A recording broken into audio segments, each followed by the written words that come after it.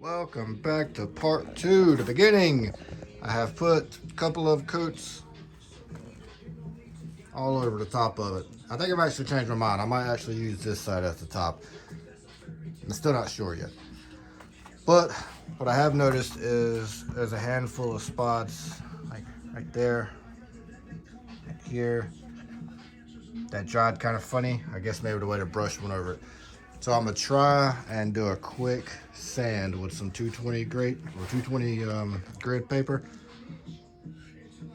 and then reseal it again. We're just gonna see what happens.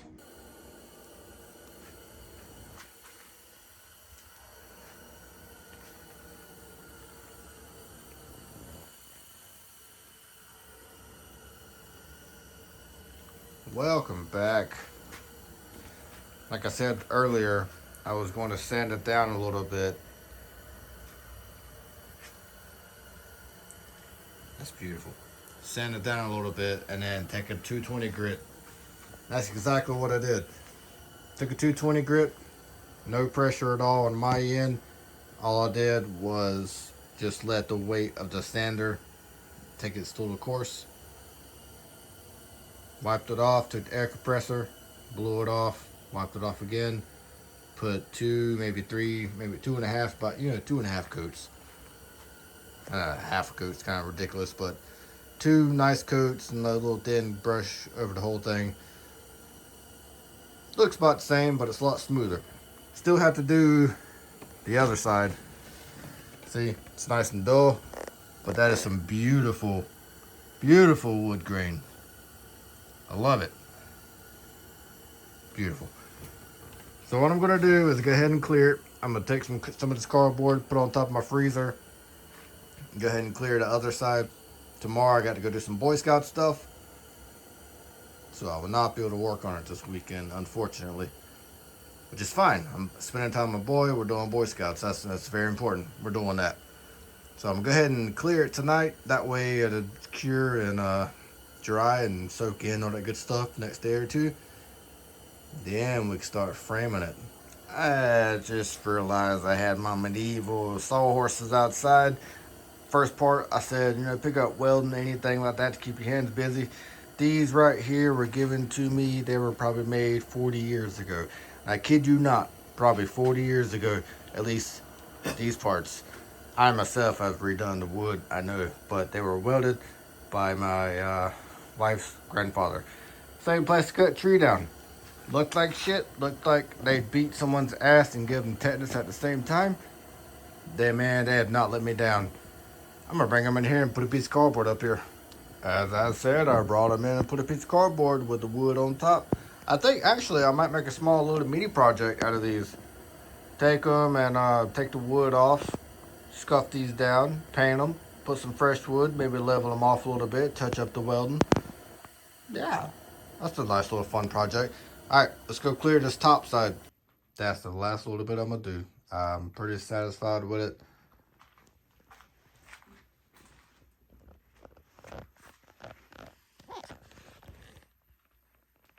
Yeah, I'm pretty good with that. All right, so we're gonna start framing the bottom of this thing and putting legs on it and all that stuff. And it took me a while to try and figure out how I want to do the legs, because I don't want the screws going through the top. So what I about figured out what I'm gonna do is flip it over on the bottom, measure off where I want the legs and the frame to be, and then rip me down some 2x4s and make me a frame that's gonna fit it, but don't adhere it yet. And then put my legs to the frame and then come out from under the bottom side here. And I got some short screws that I can screw through that frame and into the bottom side where they won't protrude out. So I got these 6 2x4s and we're gonna start ripping them down on the table saw, and then we're gonna build us our frame, but we're not gonna put it up there yet. We're just gonna go ahead and build it. Easy, simple, cheap frame just to put on the bottom so I can make my legs on it. No, it doesn't have to be pretty. Yes, it is a little thick and bulkier than what I liked, but I was kind of limited to how thick the actual tabletop was and what kind of screws I had. So I had to have screws that can fit not only through here, but go into the tabletop and don't stick out the actual top of it. So what I did was I ripped down some 2x4s. These are eventually going to be legs and braces and supports and all that. Here's some extra ones to make some shelves and things like that. Boxed it off a little bit. And now the idea is to put the legs on all four corners, and we're going to do it from underneath here. That way it screws into the actual leg. And then we'll start building off on one of these sides or ends. This end here, I'll start building off some shelves. And then when we're done, well, I'm actually going to go ahead and take this off, but that way we can have the whole lower assembly. It does not have to be pretty or neat because it's going to be on the bottom and no one sees it. The whole lower assembly is going to be completed. We can sand it down real good, fix up anything that needs to be fixed, and stain it. And then we'll come back and attach it to the top. So we want to build the entire lower assembly as a whole unit and then attach it to the top. We don't want to attach it to the top right now because we're going to either mess the top up or it's going to be in the way, or we're going to figure out how to work around it. So go ahead and build your bottom unit and then we'll attach it to the top. Well, my shelves kind of got screwed, and the only reason I say that is because of how narrow it is. Like I said, this is going to go behind the couch. No, it is not done. I just want to give you a quick update. If you followed this video series this long, I believe you have an understanding of how to measure and rip and, you know, cut basic lumber. This was all 2x4 on the bottom. I mean, you can see my sawdust and my pile of scrap over there. It's just basic 2x4 ripping and cutting with a chop saw. And instead of, I was going to do a shelf system here, but it was so narrow because, like I said, it's going behind the couch. It was so narrow, I really felt like it was a waste, because even though this is about 8.5 inches wide, I would think, and this is about 9 inches wide on top, here is about where the framing is, and that was just too small to actually just build shelves. I could have easily done it, but what are you going to put in there? You know, that's the problem. And yes, I do like these rip marks here. I'm not going to sand these. I'm just going to leave them like that and stain them, because I'm kind of doing like a homemade shiplap. And yes, I still need to put the bottom one on. I got to measure it, cut it. Simple. I like it. What I'm going to do is I'm going to paint the frame same stain color I do in the rest of my house. It's a darker colored, and I think it'll match the tabletop real nice. To be honest, I'm probably overkilling it because you're not going to see anything but this top here and probably this one side here. Well, probably the other side, because I think I'm going to put this in away from what people see. I like it, but this side's got more sturdiness to it. So you're probably just going to see that. You're not going to see anything else. So I'm probably overkilling it and wasting my time, but I enjoy it. Like I said, get out there and do something. So I got the ends wrapped up with the little makeshift shiplap looking stuff. All those ripped 2x4 down and just cut it up. No big deal. It's nothing fancy. It's really quick and easy. Now to kind of make it look a little more solid, streamlined, complete, finished, what I'm doing is I'm casing around it up here at the bottom.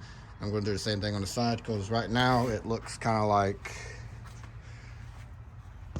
that, where it's open and exposed. So we're just kind of trying to box it in just to close it up a little bit. I don't think I'm going to put the X. I don't think I'm going to do anything else in the middle, because like I said, it's going to be behind the couch. No one's going to see any of this stuff. They're just going to see the very top of it for the most part, and maybe one end of that. And then when I'm done, I might give it a quick sand, but I don't think so.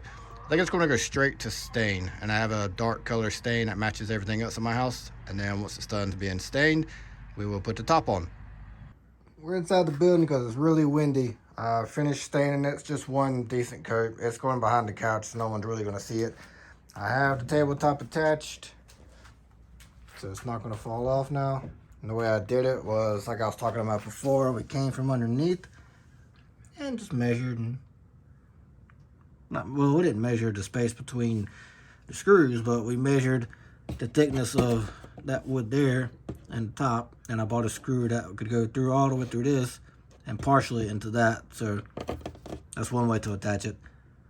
And I squared it off the best I could. I measured all the way around, squared it off, put it up there. It's pretty cool.